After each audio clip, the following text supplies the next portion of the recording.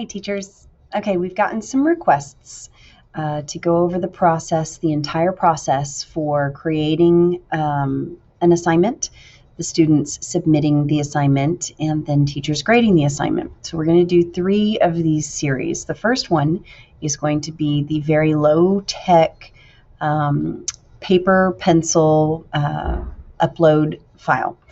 So one of the things that we want to do is we want to make sure that we are not creating extra work for the teachers. So we want the process to be as similar as it can for students that are in the classroom versus students that are at home for whatever reason. So when we hand out worksheets to the students in class, there is still a lot of value to writing things down, working out problems, making outlines, making corrections. So we don't want to get rid of paper pencil. There's still a lot of really good uses for it. So we are going to create an assignment, like any assignment that you would have in class. We're going to do it on Canvas, and we're going to have the final submission uploaded in Canvas for in-class students as well as home students or virtual students. So the first thing we're going to do is we've opened up one of our courses. We're going to go into modules. And you can see that I've created 3 assignments within this module. And we're going to start with a standard worksheet that is submitted using the camera on either a mobile device or the student's laptop. So when we create this assignment, so this is just a bare bones, we're going to go ahead and edit this. We are going to add a copy of the file that we hand the students in person. We're going to put an electronic copy of that file within our Canvas page. And that's going to give us a couple of different benefits. One, if the student is absent, they're able to print out their own or view the picture, view the document, and then write their answers down on standard notebook paper.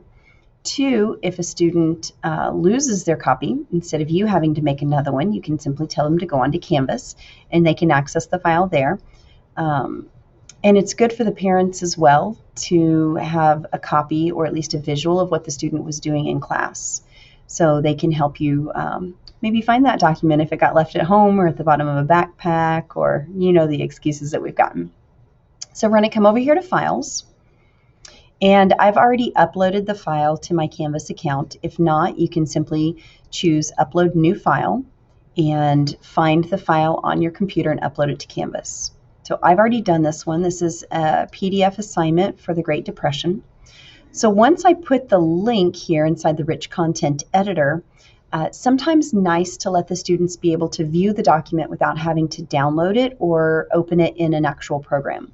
So if we click somewhere within this link and then click on the chain, the link to URL icon, we can click on Auto Open the Inline Preview for this link. Basically what that means is show me a picture of it. So we're going to update that link so that when the student views it, it actually shows a picture of the document. So if we save it, you can see what that's going to look like for the student view. So they have the document that they can click on and download a copy, or they can simply view the document. Multi-pages work just the same. Works for PowerPoint presentations, Word documents, any type of file that you add. So they have access to this without having to have any extra apps or space on their phone or space on their computer. All right, so let's go in and finish editing this assignment. The next thing that we're going to do is we're going to create a format for them to submit their answers. Now, even if the kids are doing this on paper pencil in your classroom, we still want them to submit an electronic copy. Several reasons for this. One, those papers have been in contact with students, and those papers could have germs on them. Nobody wants the flu, nobody wants to get sick, so as little contact as we can have with these papers, the better. The second thing is we have accountability, and it's accountability on the student side and the teacher side. We know exactly if and when the assignment was submitted. Cannot be lost, cannot be misplaced. One teacher told me today that she loves the fact that her no-name basket is empty always, because it's always attached with a student's name when they submit it. So there's a lot of benefits to this. But the biggest benefit is that you only have one source of grades. So your students that are at home and your students that are in class submit everything the same way, which means you grade everything the same way. So it reduces that double work. So we're going to do an online submission, and we are going to allow file uploads. And one of the things that we want to do, especially with this particular type of assignment, is we want to restrict the file type to PDF only. And I'm going to show you in a second one of the student submissions and show you exactly why we want to do that. So we're going to only allow PDF uploads for this. All right, then we're going to go down. You might want to make sure that you have at least 2 attempts in case they accidentally do something, or if there's a Wi-Fi issue at home and they don't get it submitted all the way, that they can do that second submission. You can even do this as unlimited or give them 2 or 3 tries. And again, I'll show you in the SpeedGrader how that's not going to divert their integrity or your integrity with the assignment. We're going to assign this to everyone. We're going to give it a due date. The purpose of the due date is not necessarily it has to be turned in by August 9th or you don't get credit. Purpose of the due date is to allow the student and the parent and the teacher to all be able to keep track of this assignment. So it shows up on everybody's calendar, on everybody's to-do list, and it has that extra level of visibility, especially when you have students who may not be here to see the agenda or get instructions from the teacher. The rest we can leave blank. So let's go ahead and save this assignment. And now what I'm going to do is I'm going to go into the student view and I'm going to show you what it looks like on the student side. So we're going to go to home. We're going to do student view. Now, you've handed out these papers to your students in class. Your students have written on the papers. They have taken out their cell phone or their laptop, and they've used a program like Office Lens or OneDrive to capture an image of their work and upload that image into the assignment. So we're going to go to this paper assignment. We're going to go to submit. And so they'll have, if they're at home, they'll have a copy of this. They can write their answers down on paper pencil, and they're simply going to choose their file. And when they choose their file, they're going to find their scan. So here's the scan that we did. It's a PDF copy of the scan.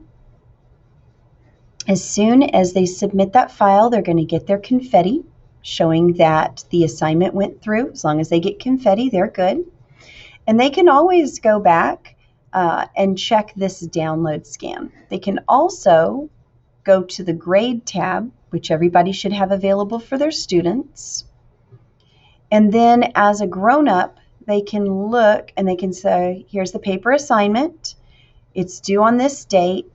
Here's the actual submission. So as a parent, I can go in.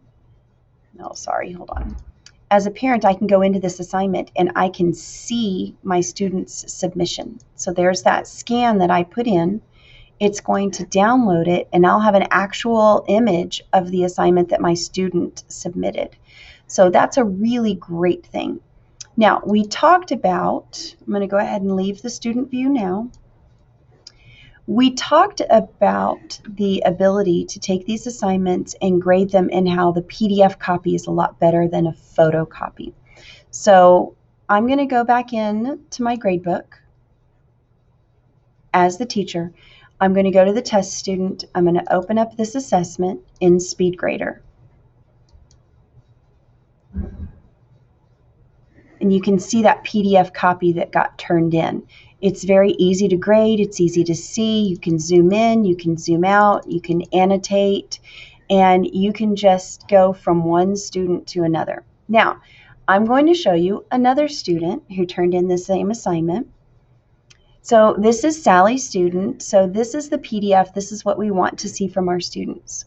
But if you click over here on Submission to View, you can see that she turned in a submission right before this. You will get a date and a time stamp for every submission that they put in. So even though you may allow multiple attempts, you can always go in and find out which assignment or which submission was turned in at what time.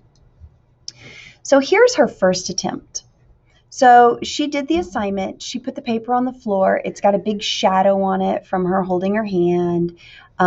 It's not easy to see. It might even come in upside down. We've all had those submissions come in. So this is not ideal. So this is why we don't necessarily want to allow JPEG pictures. If you're just getting started and you want any submission that you can take, go ahead and allow any type of file submission. But ideally, we would like the students to get into the habit of only submitting PDF copies from PDF readers that do things like cut out all of the edges and they square up the file and everything's nice and easy to see. So this is how we want those assignments to come through. Now, from the student end, it's pretty simple. They're just going to do this either on paper pencil at home or paper pencil in the class, and they're going to use their device and the Office Lens app to make sure that they get that submitted nice and easily. So that is the very low-tech paper pencil way for you to create an assignment and your students to submit it all the same way. So you don't have to take papers home. You don't have to grade anything other than what's on SpeedGrader. And then everything can be submitted to Infinite Campus all at the same time. So I hope this helps, and stay tuned for the other two methods coming up.